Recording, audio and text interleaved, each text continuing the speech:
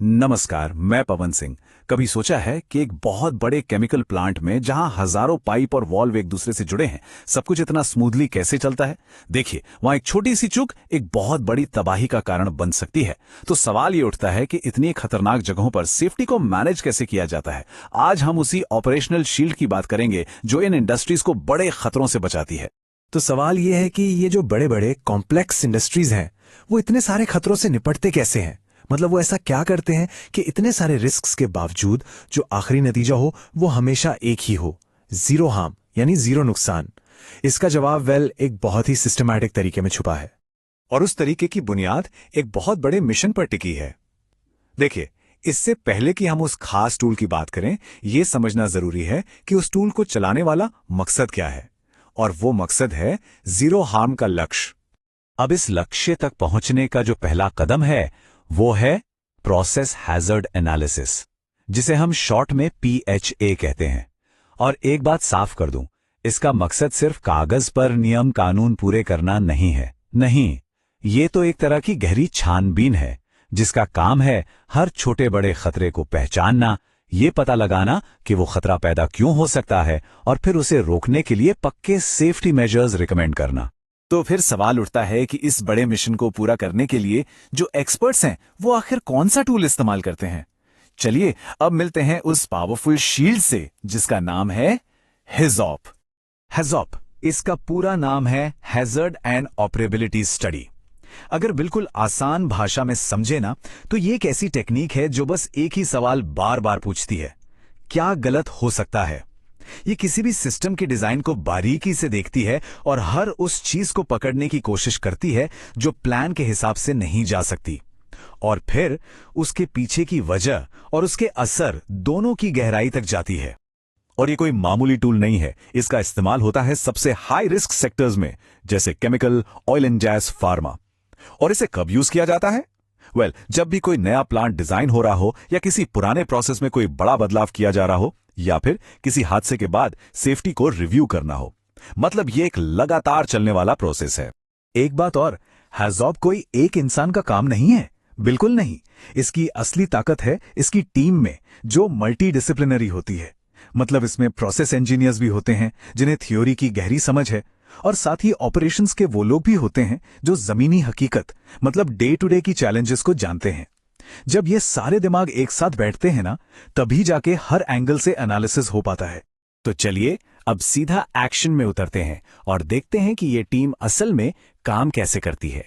ये छुपे हुए खतरों को बाहर निकालने के लिए इस टूल को इस्तेमाल करती कैसे है। तो सबसे पहला काम होता है एक बड़े कॉम्प्लेक्स सिस्टम को छोटे छोटे मैनेजेबल हिस्सों में तोड़ना। इन हिस्सों को कहते हैं नोड्स। अब हर एक नोड के लिए टीम पहले यह तय करती है कि इसका डिजाइन इंटेंट क्या है, मतलब इसे असल में करना क्या चाहिए। और फिर शुरू होता है असली काम। टीम हर उस पॉसिबिलिटी को एक्सप्लोर करती है जहां कुछ गड़बड़ हो सकती है। गड़बड़ का कारण क्या हो सकता है और उसका नतीजा कितना खतरनाक हो सकता है। और इस पूरे एनालिसिस का जो इंजन है ना, वो है गाइड वर्ड्स। ये कुछ आसान से शब्द होते हैं, जैसे नो, मोर, लेस, रिवर्स। पर ये शब्द टीम को आउट ऑफ द बॉक्स सोचने पर मजबूर कर देते हैं। वो सवाल पूछते हैं, क्या होगा अगर फ्लो मोर हो जाए, या क्या होगा अगर फ्लो रिवर्स डायरेक्शन में चला जाए। यही सवाल हैं जो उन छुपे हुए खतरों को सामने लाते हैं जिनके बारे में शायद किसी ने सोचा भी नहीं। इस पूरे प्रोसेस का एक बिल्कुल क्लियर रोड मैप है 3 स्टेप्स में।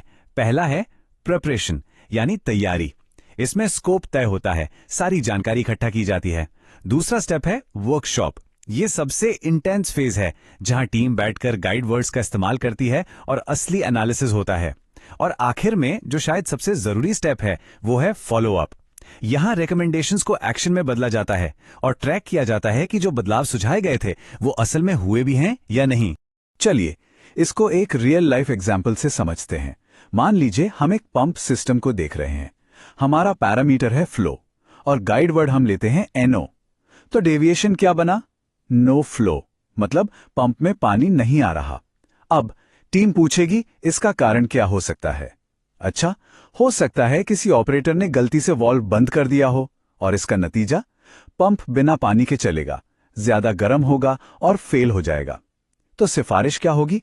एक ऑटोमेटिक अलार्म या सेफ्टी सिस्टम लगाओ जो नो फ्लो की कंडीशन में पंप को खुद ब खुद बंद कर दे। देखा आपने कैसे एक पोटेंशियल खतरे को एक कॉन्क्रीट सॉल्यूशन में बदल दिया गया। तो अब सवाल ये है कि इतनी मेहनत करने का, इस पूरे प्रोसेस का आखिर फायदा क्या है? जैसा कि हम आगे देखेंगे, इसका असली फायदा सिर्फ रूल्स एंड रेगुलेशंस फॉलो करने से कहीं कहीं ज्यादा है। देखिए, ये सच है, हैजॉप में टाइम भी लगता है, पैसा भी लगता है, मतलब ये रिसोर्स इंटेंसिव है। लेकिन जब हम इसके कॉस्ट को इसके बेनिफिट्स के सामने रखते हैं ना, तो तस्वीर बिल्कुल साफ हो जाती है। एक तरफ है आपका इन्वेस्टमेंट और दूसरी तरफ है इसके फायदे। बड़े बड़े हादसों को रोकना, डाउन टाइम कम करना और सबसे जरूरी, लोगों की जान बचाना। तो जाहिर है इसका जो प्रोटेक्टिव वैल्यू है वो इन्वेस्टमेंट से हमेशा कहीं ज्यादा होता है। और यही तो सबसे बड़ी बात है।